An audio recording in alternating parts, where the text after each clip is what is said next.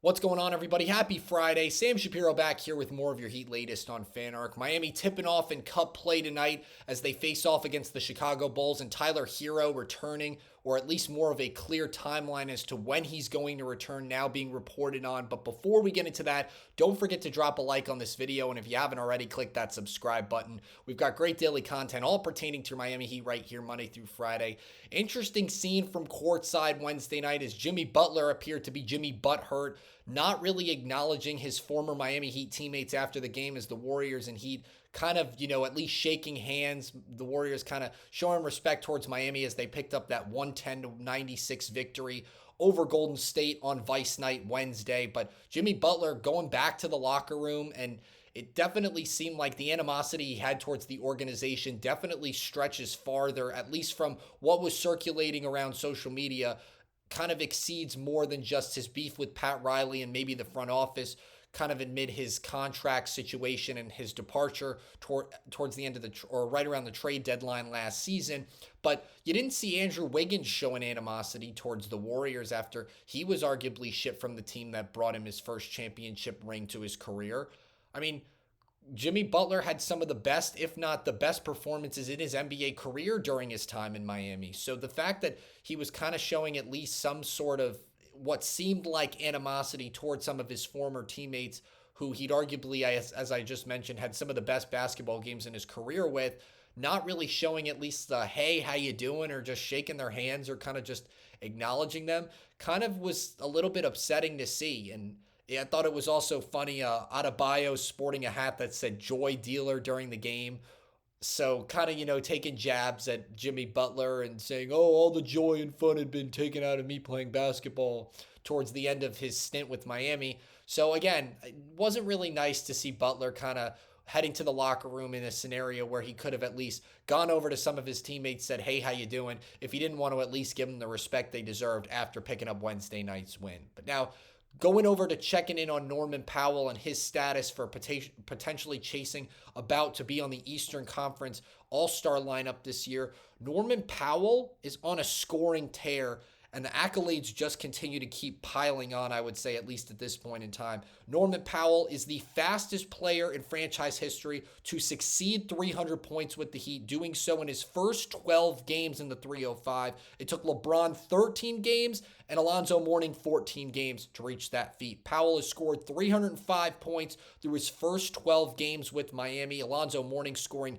278 through his first 12 games in Miami. He didn't reach that 300-point mark until his 14th game with Miami. And then LeBron scored 275 points through his first 12 games in Miami. He didn't reach the 300-point mark until his 13th game. So Powell, at least his scoring numbers in company with some of the greatest players to play for the franchise, at least at this point in time. And he's doing so on really efficient shooting 49% from the field, 47% from three, averaging right around 25 points per game. That's top 20 in the NBA right now, I believe 18th to be exact. And he's shooting more efficiently than the majority of those guys. I had touched on that in one of the episodes a few weeks prior, but I mean, he's in great company with some of the best scorers in Miami Heat history, and I think it kind of just adds to his case even more why he is validating a more compelling case to be an Eastern Conference All-Star.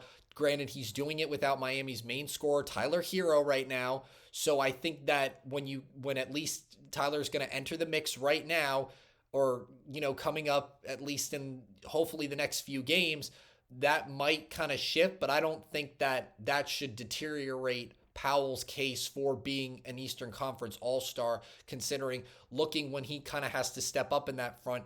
Guy's scoring 25 points per game on nearly 50% shooting from the field. I mean, that, quite honestly, in the grand scheme of things, is absolutely disgusting. It's lethal, and it's been contributing to this Miami Heat team who has been pretty not at full strength. Well, hasn't been at full strength the entirety of so far the regular season, and he hasn't even played in every contest for Miami this year.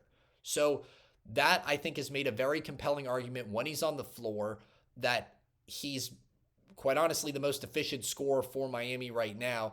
And then scoring, I believe, 17 of his 26 from Wednesday night's game against the Warriors. I mean, even in a game where he's not efficiently scoring the vast majority of it, if he can just step up for one quarter, I mean, it could be the difference maker in Miami winning by a commanding double-figure lead, or maybe having to go toe-to-toe at the end of the game to arguably, in this scenario, the Warriors bench. So I think Powell continues week after week to make a compelling case, especially from a scoring front, not only why he should be an Eastern Conference All-Star, but why he was the offseason steal of the summer for any team in the NBA so far. Now, shifting over to some news regarding Tyler Herro, he is returning back to the lineup next week. He said that pretty recently, and now Shams has kind of given us a little bit more of a timeline when exactly Herro could return. He's saying as early as Monday now at this point, when Miami is set to square off against the Dallas Mavericks. But he said that that is kind of the earliest scenario right now where he could see Herro returning back to the lineup. He said it's also possible that Tyler could suit up Wednesday against the Bucks on the 26th or Saturday the 29th against the Pistons. And while I'd like to, it would be nice to see Herro kind of suit up in that game against the Pistons. But I think if that's the first game where you're experimenting, Herro playing with this fast-paced, high-scoring offense, Herro really thrived on a Miami team that was last in the league in pace, was good at slowing the game up, letting plays develop a little bit more versus this Miami team we're looking at now, kind of fast-paced, scoring in a variety of different ways, not really running cohesive plays, I feel like, in the grand scheme of things, and are playing a lot faster in transition. I think Herro, in terms of his game, would definitely contribute to playing in a fast-paced offense like we've kind of seen Miami play through the first couple of games this season, and especially because they're leading the league in points. I think he's only going to contribute to that even more. And when you pair him up with Powell and Adebayo, who are scoring 25 and 20 respectively, Powell 25, Adebayo 20, even if Herro has to share the ball, he's at least going to be scoring, I think, from a 20-point per game clip, especially when he comes back. I don't necessarily think in those first couple of games we're going to see the all-star type of player we had seen, but I think as quickly as 2 to 3 games we could possibly see him ramp up. And, Powell might take a hit in the scoring front because of that. But if you have those 3 guys all averaging around 20 points per game, those are 3 players that are scoring 60 points on a roster that was scoring 125 before Herro was even back in the picture. So I'm not saying that, now with Tyler coming back, it necessarily means they're going to be scoring 130, 135 plus. But there's definitely a scenario where that could definitely be what we're looking at least from this Miami Heat team. So the fact that Shams is now reporting that Herro could return to the lineup as early as Monday, most likely, if not Monday, then Wednesday or Saturday, very exciting to now have an official date on the board when we're going to see Miami's arguably one of their top 2 players coming back to the lineup and them being in full health as Miami kind of looks forward into some of their matchups going into December. But now looking more forward into tonight's matchup against the Bulls, Miami looking to go 2-1 in NBA Cup play as they face off against Chicago.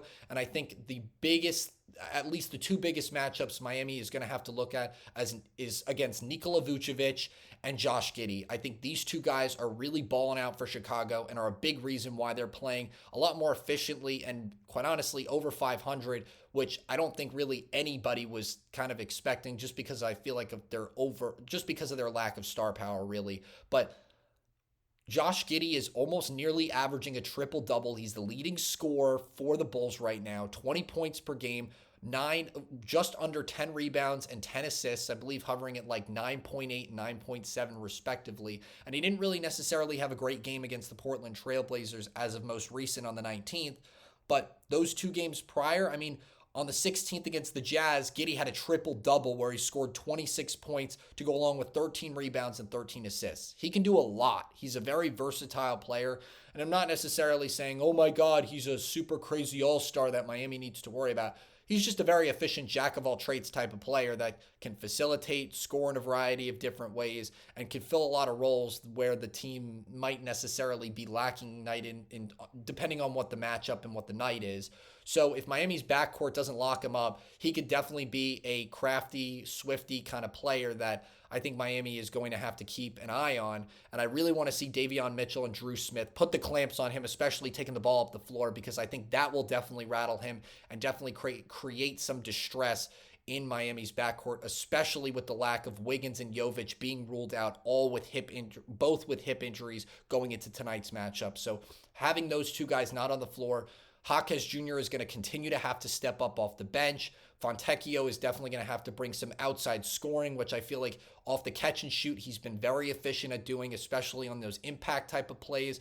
But I think also Kel'el Ware is going to have to keep up his rebounding efficiency, especially matching up against Vucevic, who's averaging, I believe, 16 points and 9 rebounds respectively so far on this season. So it actually might be 10 rebounds. Yeah, 16 and 10 rebounds so far for Vucevic on the season. I mean, granted, the guy's 35 years old. He's a veteran big man, and I had talked about over the summer, Miami definitely, if they're trying to add at least a veteran big man that could add some experience to a team that's lacking size, Vucevic would be a great example, and he's shown that being on the Chicago team so far this season. He's coming off, I believe, a 27-point game against Portland earlier this week. So I think if Kel'el Ware and Adebayo can box out Vucevic, win that battle against him, but then Miami's backcourt also doing a really solid job against containing Giddey and his ability to kind of be in a lot of different pockets of the floor throughout the game, then Miami could definitely end up in the win column in this game. Drop in the comments what you have in terms of some score predictions regarding Miami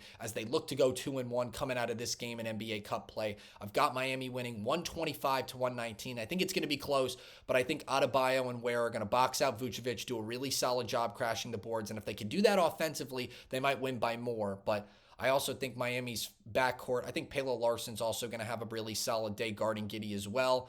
And I'm not necessarily saying he's going to break out kind of like how we had seen Jovic do so against the Trailblazers a few games ago, but I think Larson could potentially be in for a solid game as well. But we'll just kind of have to wait and see how it all pans out. And hopefully this will be one of the last of 2 matchups we see with a Tyler Herro-less Miami Heat team going into the course of this weekend and into next week. But that's going to do it for today's episode of your Heat Latest here on FanArc. Don't forget to drop a like on this video. And if you haven't already, stop what you're doing right now and click that subscribe button. We've got great daily content all pertaining to your Miami Heat right here Monday through Friday. We've got mock trade buzz. We've got game recaps and more, and just debating really interesting topics, I feel like, regarding the Miami Heat, playing devil's advocate in a lot of certain scenarios and all of that in between. So just a good, fun environment to talk all things Miami Heat basketball right here. But that's going to do it for this Friday's episode of your Heat Latest. Thanks so much for joining us. I'm Sam Shapiro. Have a great weekend.